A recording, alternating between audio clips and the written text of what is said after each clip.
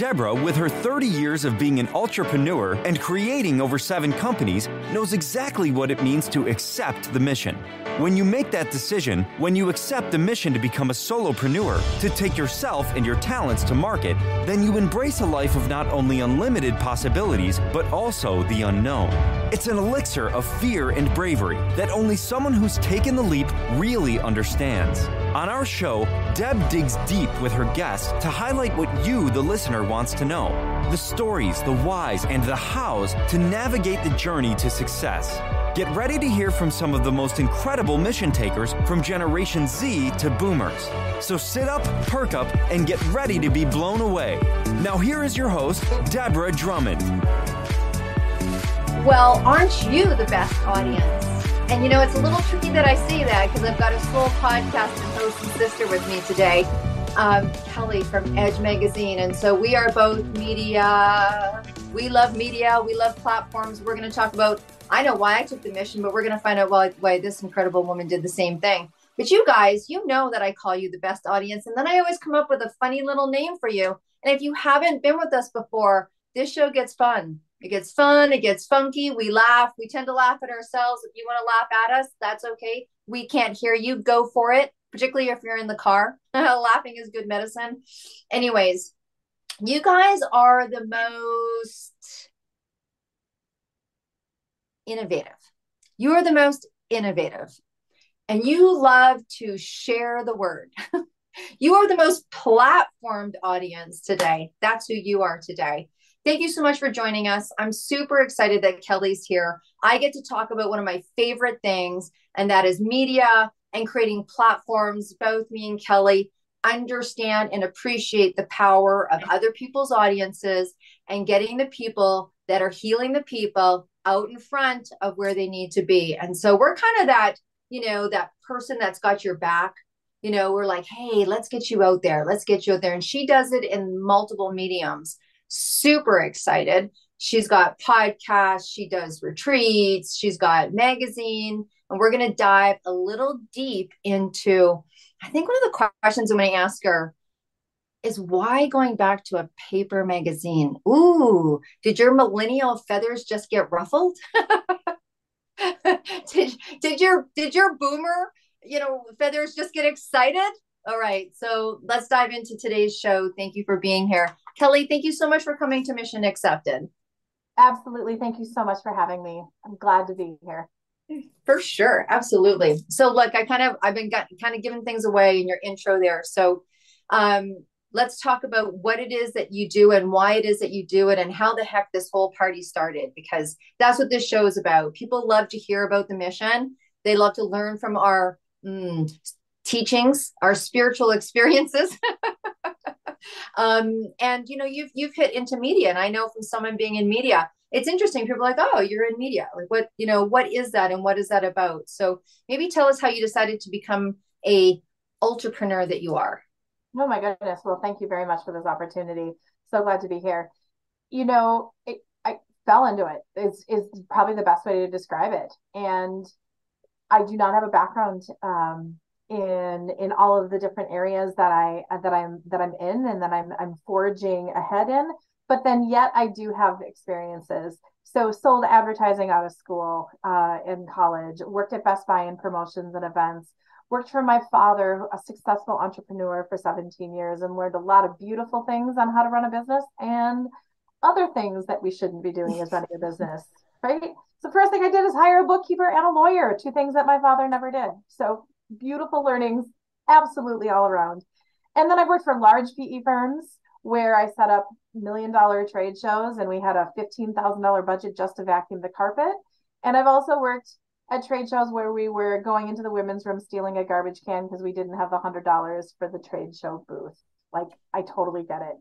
And where I'm at is Edge Magazine. So edgemagazine.net is our website, and it is a 31-year-old print publication that went dark during COVID. And I was a VP of marketing in the aseptic sampling dairy industry, and I was struggling to find my words. Now, Deb, I have no problem at all finding words for everything. So I know professionally I'm struggling to find words, then it was not in alignment. And then the Edge magazine was up for sale again. COVID, everything kind of went dark. Media changed during COVID. Let's just say that how we consume it, how we enjoy it, changed during COVID, and we bought it.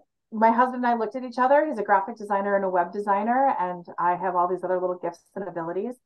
And it's really in our community, in our space. So I am a mystic on every level, and it's fascinating to me to learn about the unconventional mindsets that people tap into for their own inner mind, body, spirit growth. And that's what the Edge is about.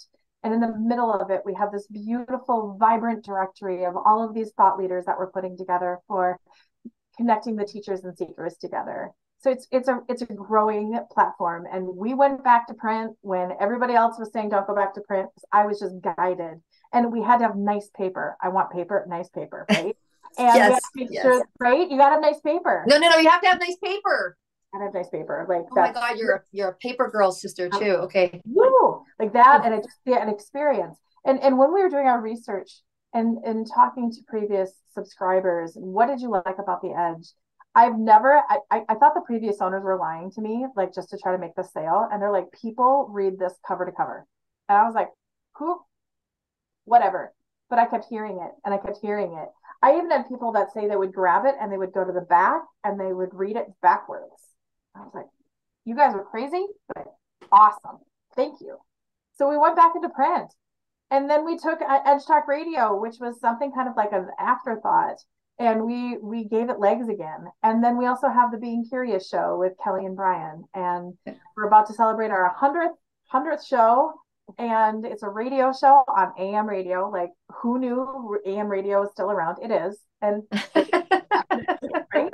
And we're on all the podcast platforms and then events and retreats. Yeah. So we're just all of these things, all media. It's media, and it's meeting people wherever they're at.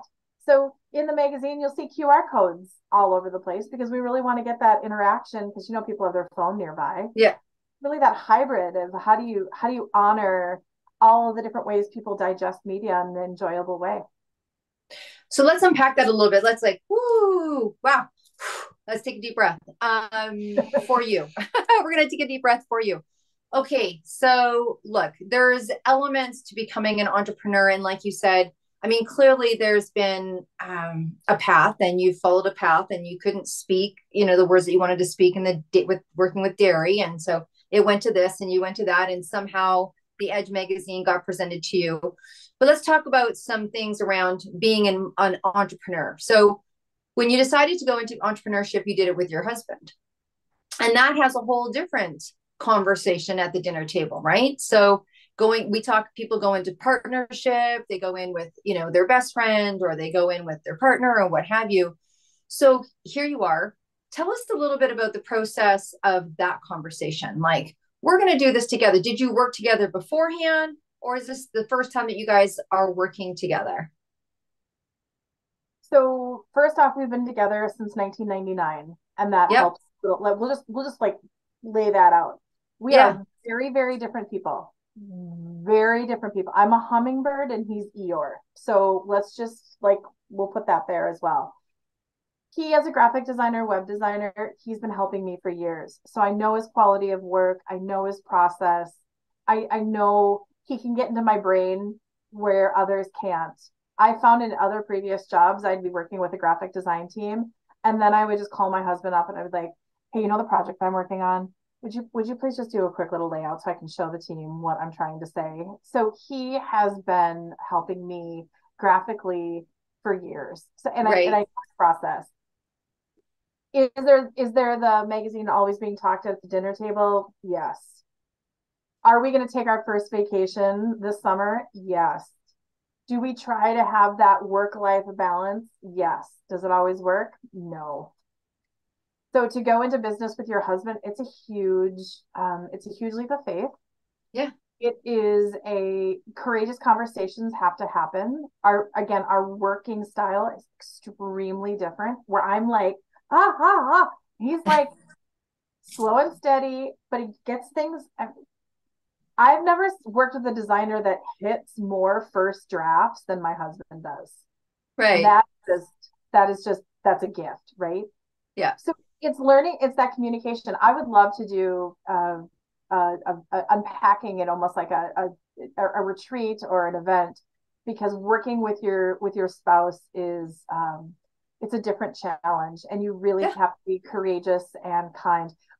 Words at our house weren't always kind. I mean, but in our communication style as a couple, if we have to have courageous conversations, we do it as clean and kind as we possibly can. But there's been words, Yeah. there's emotions. It happens. It happens. I think it's easy. And I don't know why I kind of pulled that. Obviously, someone needs to hear it. You know how that works. Yeah. Um, I love that. Courageous conversations. Courageous conversations. In business, sometimes that's just a great way to put it. Just having courageous conversations, whether it's partners, whether it's suppliers, whether it's new people that you're negotiating with, right? And I think that that whole process, there's a lot of new wise entrepreneurs, you know, men and women that have been in businesses, worked for companies. They don't come to the table without experience. And I think it's that adjustment. And a lot of people find themselves in a new, like a new fishing pond. I don't know why I'm using that term, but new fishing pond. And they have to have conversations from a different perspective. Now I own the company. I'm talking to this supplier. That 3 cents on that item makes a difference. You know, that free shipping makes a difference. That due date for the print makes a difference, right? So different. Perfect Very cool. example. We just had in the last edition that we just sent to the printer. I landed a 2 full-page ad at the last minute. We had to reshuffle the whole magazine. Right. And of course, my husband's like, deadline was last week. Deadline was last week. Deadline was last week. And I was like, 2-page ad. So we came together, and he was like, deadline last week. And I was like, 2-page ad. And so he just came, and he was really frustrated with me. And I basically outsourced it, so he didn't have to worry about it as he was doing final magazine productions. But it was great because we found another graphic designer that we love now, and they're a part of our team. And I was like, okay, great. And it just showed up to him. So it's that deadline, but then like, hey, I just took revenue and we're able to do this, this, and this because I brought that in for this. And it's that dance between sales and production, and oh gosh, just and Yeah. it's all those little logistics where you have to have that push and that pull. But it really gets down to, if you are going to partner with somebody as an entrepreneur, whether it's a husband, whether it's a best friend, whether it's a parent, whether it's a stranger down the street, that communication is key. We don't have, oh, we actually do have a working agreement, like actually that our lawyer drafted up for us. Yeah. But I used to really like, oh, why would you ever have contracts, and why would you ever have this? I totally see the importance of doing what you say and say what you do and have it in writing. Right. Very cool. Very cool. I don't know why someone needed to hear that, but they did. Look, It is. let's talk about this print magazine Yeah. because you know you're in media, I'm in media. It's the QR code, it's the next thing. You know, we're both very on top of innovative marketing, and it's interesting. You know, innovative marketing can be a variety, but there is something very beautiful about the touch of a book. We all know that people don't throw books away, they give books away. So tell me about, you know, what it is about going to print. Like it's not where people are necessarily going. So tell me about that. So intuition wouldn't leave me alone, and it said you have to go back to print, and you have to improve the paper. So the Edge before did not have this really beautiful, lovely cover stock. And as we know in media, just by adding that doubled the expense of the whole Yes, magazine. it does. And I want to thank Amazon for all the boxes, because that's where a lot of our paper is going. Paper over the last 2 years has been so volatile that printers sometimes will only honor a quote for a week. Like, right? It's that crazy with paper. Driven to go back to print. Something that I do, and oh my gosh, my bookshelves looks horrible. We review books for the magazine. I only review books that I can get in hard copy. Like, that's it. I love the ceremony of the printed piece. That is probably the best way to describe it for me. And it was really interesting. So I need readers now. Like, yay! I'm one of those people. Yes, I have the readers now. Well, And welcome to the team. thank you. And like, yeah, you can find cute little ones. Like, perfect. Like, it's all good. But I noticed in one of the issues, my husband does not need readers yet. And I was reading one of the issues and I was like, this font's too small. You can't go below an 8-point font. This isn't fair to the rest of us. Like, right? Yeah. So it's just so interesting how when we were designing this and saying we're going to go back into print, how many people just advised us against it. But I'm in the Twin Cities. And over the last 6 months, I want to say there's 6 new print publications that have popped up. So I think people are going back to it. Also, our demographics, we skew more women, we skew educated, we skew on the older side. Define what older means. Oh my God, one of my clients says he's 45 and got called a boomer the other day, and I was just like I'm like, that's amazing. Like, rock on. Well, that's because entrepreneurs are popping out at 14, 15, 16, 17 years old, right? I know. Yeah. And they're making $1 million and they're on YouTube and we just this is what. And screen fatigue, and at the end of the day, if I'm going to go enjoy something, I love to read in the bathtub. I love to read in little areas, and I'm on the computer all day long. I'm just done. I have a Kindle, I have an iPad. I don't like to use them. I'm also a girl that I love handwritten notes. So I'm into handwriting everything. I pick my color pen. I have my smelly markers that I have to use. Like, I'm still really right there. So I want that feeling and that touch and that connection. Yeah. And I think you're right on, because Kelly, what I've said, and I've said it for 10 years now, is that we will actually at some point start to go back just in a new, refreshed way. Here's something interesting. So major corporations right now are teaching, I'll just say they're newer employees, right? The new generation, 20 and seriously, teen, 20 and up to 30-year-olds. And they're having classes, particularly their customer service. They're teaching body language. They don't understand body language. When someone's like, that means hurry up. You know what I mean? Or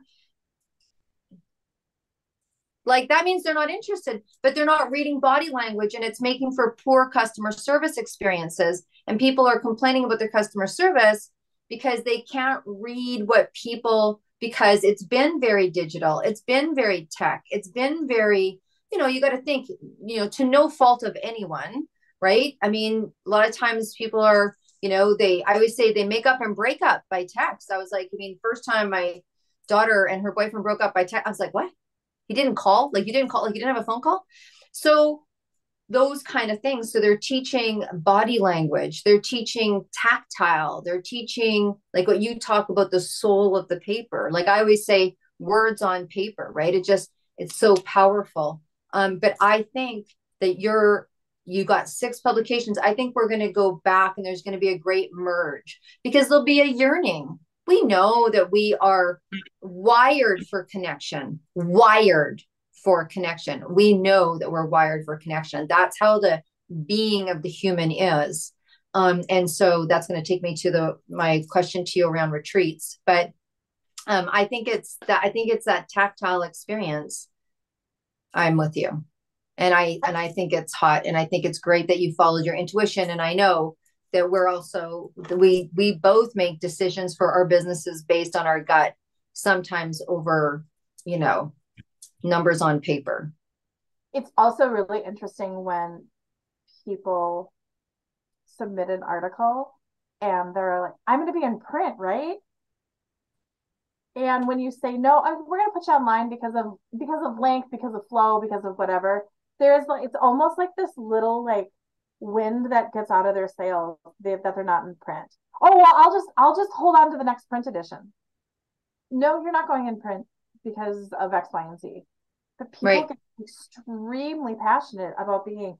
And then what we do is, anybody that's an advertiser, we do this little, like, as seen in Edge magazine. I don't have one, but we mount it on foam core, and then I sign each one, and then I hand mail it. I mean, so I really, really try to do that lovely, that energetic flow, that with it. And it's Yeah. just really important to me. So we're in year 2. I made a commitment to every subscription, every drop spot that we outside of the Twin Cities. I hand touch every magazine and I thank that person for subscribing. And I write a personal note on everyone that goes out. Yes, it takes way too long to do now that we have 350 subscribers, but it's a really, really important to me. And then I mail them and I bless them. And yeah, I know that sounds crazy, but No. I same thing. I have mala beads. And when mala comes in, my kitchen is like this because, my guys from India comes like this. And I hand wash and mantra over. Then I lie them on my balcony. I'm sure my neighbors think that so I'm lying them on my balcony, letting them sun dry. And then I'm doing a blessing on them, right? It okay, is what it we're is. totally aligned. Right? Yeah, totally aligned. Okay. So look we talk a lot about how to do things with a higher yield, right? So if we have people coming in, dialing in, listening to our story, like, how can I make my business better? How can I have it flow more? What is one of your top performance techniques? What I mean about top performance, like, what is it you do that yields you results, maybe in a shorter time, in a more powerful momentum? Is it like, for me, one of my things is layering. Rarely do I go to the grocery store when I don't have a meeting booked, so I top performance my time because who cares when I'm grocery shopping? Do you know what I mean? So what is some suggestions? You've had a long, lengthy career of being in business. What are some things you can suggest? You know what? The first thing is love what you do, like, right? And just be authentic about it. If you don't, like when I was in the dairy industry, oh my gosh, the first farm I went to, because I had to go on, I watched the baby cow that just was born, and I'm like, and like the farmer's there and the salesperson's there, and I like seriously left the conversation and just walked over to the baby cow that was just born. And I'm walking, and this poor sales rep's just like, yeah, that's Kelly. She likes to do seances with baby cows. And the farmer's like, she's not from a farm, is she? And he was like, no, that's Kelly.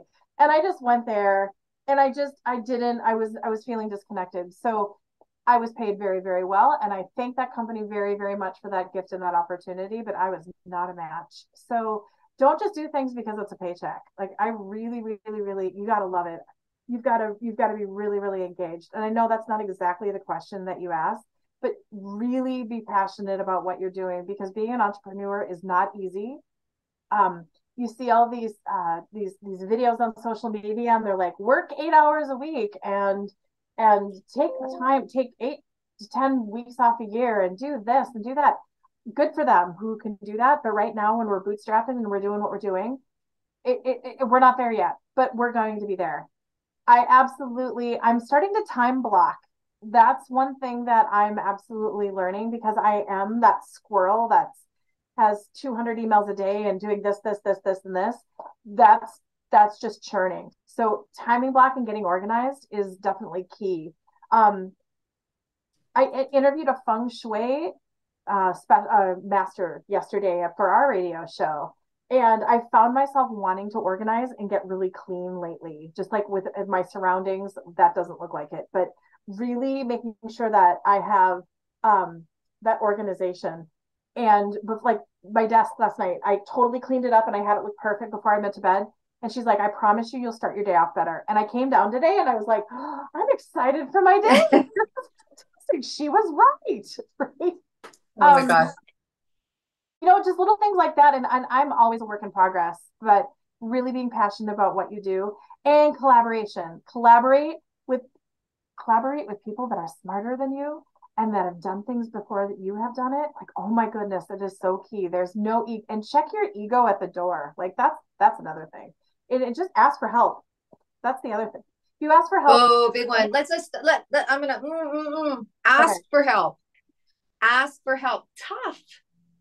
Tough, right? Tough for the entrepreneur, because we have the face, right? We have that face. So we've got it all together. You're showing up at networking events. You've got it all together. And whatever that looks like, whatever all together looks like for you, right? Yeah. assuming everyone's more successful, assuming everyone's doing the, 2.5 and 6 week holiday and all, whatever it is that we got going on in our head, because we've read something and believed something that may not be actual. So asking for help, let's talk about that, because I want to get to that. And I know we're kind of getting a little bit to wrap up time, but we talked about collaboration over competition, and also asking for help. I think when we're in a state of collaboration, it's easier to leave your ego at the door, like you said. Thank you for that. And be vulnerable in business. Tough,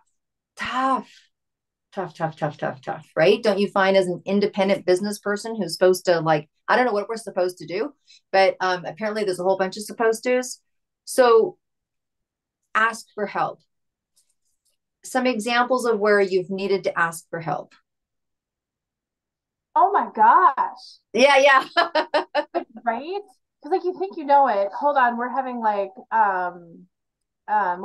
sirens going off. We can't hear anything. Okay, good. Good, perfect. Yeah. It probably is sirens. This is a siren moment. Asking for help. Actually, asking for help is a siren moment. Bam, right? Everything. That's so crazy. Is I was just trying to categorize it, where to ask for help. I know where I'm good, and I'm brilliant in a lot of different things. But even those, I love someone else's perspective, and it might just be adding a layer to it. It might be just to polish something. There's so many different ways that you can ask for help. Also, having people in your tribe, in your team around you, that you can look at it and go, should I do this? And have that person go, nope. Rather than, you're amazing and this is fantastic and you should go for it. But to be able to have people, again, the courageous conversations that can go around and go, that is not where you need to be focusing your time and effort right now. I'm not good at it. Well, and know what you're good at. I'm a horrible bookkeeper. I am horrible. You would think that as someone that's motivated by money like I am, that I would be invoicing and I would be like, yeah. Oh no, that is not my jam in any way, shape, or form. So I just put a call out. Who knows a trusted bookkeeper, a lawyer, or legal, to have someone like, just help me dot my I's and cross my T's. So important, right? Yeah. It's little things like that. And like, even if you get to a point where you're like, oh, I'm curious, and then putting a call out, whether it's on LinkedIn, whether it's your professional network, whether it's your friends and family, because if you lean in, people are going to also lean back to you. And I am so incredibly generous when it comes to anybody asking for help from me. I show up. I don't know why I can't ask for help myself, which I can now. I'm getting better. But before, I would be like, what do you need? How do you need it? Yeah. My black book. Take it. Just take it. Whatever I can do for you. It's a recovery process. I think it's a recovery process. I don't know if everyone goes through it, or if it's a culture, or if it's a demographic, or if it's an age, or if it's a gender, or if it's all entrepreneurs. I think we are comfortable asking for help for functional things, but asking for help about things that we don't know, or admitting that things aren't as good as we are wanting them to be, those kind of things. It's like, hey, I see that you're really successful, or you just had that award. Can you maybe tell me how you got there, or those kind of things. I believe that it's very much where it's easier to give than it is to receive, for sure. So there you go. I was going to ask, and I see that we are bleeping a little bit on and off, so you might be having some technology. Okay, there she is. Awesome. Let's talk a little bit before we wrap up, because we both talked earlier pre-show about the power of retreats. We love retreats. You've got a retreat coming up. We're planning a different retreat. I know probably 4 or 5 people that got retreats going on right now. It is retreat season. People are coming back. They want to get together. They want to find peace in the millions, right? It's like, okay, it's one thing to go out there and make your 6-figure, 5-figure, whatever it is that you're going for, but it doesn't come without a bit of disarray to the soul.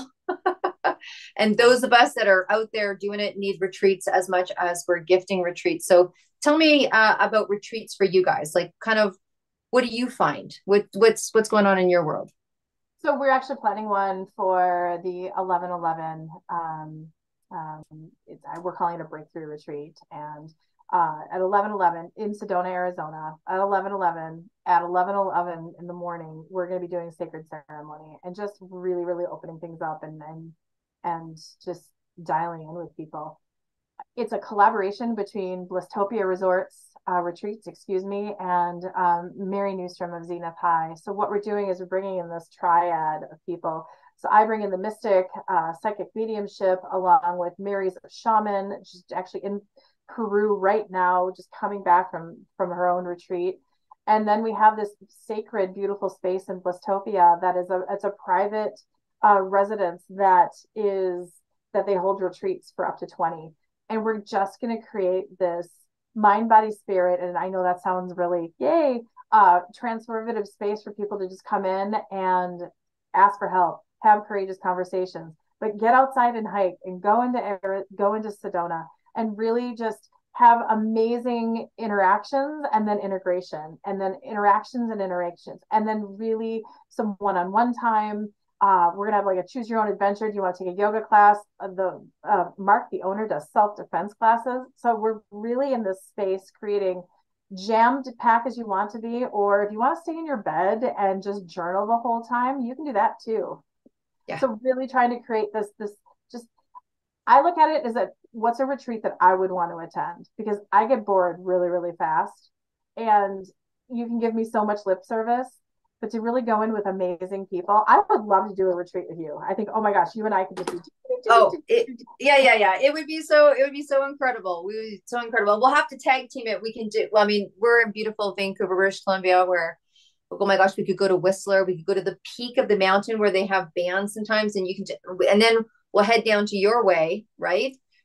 It's just so grounding, and the earth there is just so rich, right? It's just so rich where you are. Or we can just, a friend of mine's building an incredible home in Tulum, 15 minutes away, 5 bedrooms, 7 bathrooms. The pool is bigger than my house. Nice. What? Yeah, we can go there. Priorities. Oh yeah. And I want to do experiences in different places, and that sacred energy. So Maui calls to me. I was buried there. I've been going there since I was a little girl. The top of Haleakala is the heart chakra of the world. So there's it's, how do you describe sunrise at the top of Haleakala when things are coming in? And I want to help people experience those kind of as well. I mean, oh my gosh, so much we can do. Stay tuned, people. Stay tuned. So look, there's obviously more to be had and more to be said. Let's encapsulate this for people, right? So obviously we're both vibrating and building a business based on serving others, yet building a business for ourselves, sustainability, resources. I think we both are very clear that you can't serve if you're not sustained, right? Having a top performance business, collaboration over, what is it? Is competition even a word anymore? I think it's left to the world of the sports, right? I think it's okay. I mean, I think it's okay to want to be your best and do your best in whatever it is that you do. And I think we see that in business. It happens through a lot of collaboration. As we wrap up, my dear, before you tell us, where people can reach you, and I have a very special question for you. Is there anything that you want to leave with our audience that's venturing into this world, or is going to take the mission, or has taken the mission? Is there anything that you want to share before you tell us where we can go find all of this cool stuff and how we can get our hands on that magazine? What's interesting, as I just keep seeing, is if you want to jump off the cliff, you've done it and I've done it. Do it. But pack your bag ahead of time. Know what you're doing. Surround yourself with people that have been there, done that. Ask the right questions and they will come. Pack your bag and know what you're doing as much as you possibly can. Prepare.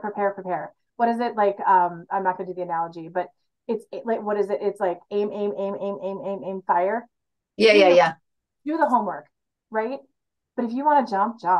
And you know what? Even if you fall and it doesn't have the outcome that you wanted, get back again and try it again. I mean, like, seriously, if you have this visceral feeling that you need to do X, explore it. Don't just be a highly paid garbage band they just walked by. Because that's what you want to do, unless you really, really, really want to do it and you find that satisfaction in helping people, great. But if you're being called, just jump in, but do your homework. Jump in and do your homework. I love that. Okay.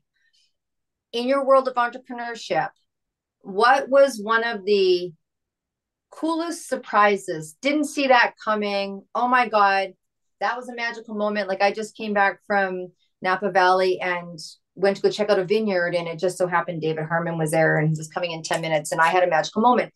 What was a magical moment for you that wasn't in the business plan that you were like, this has turned out to be one of the coolest surprises or coolest experiences? It could be meeting somebody.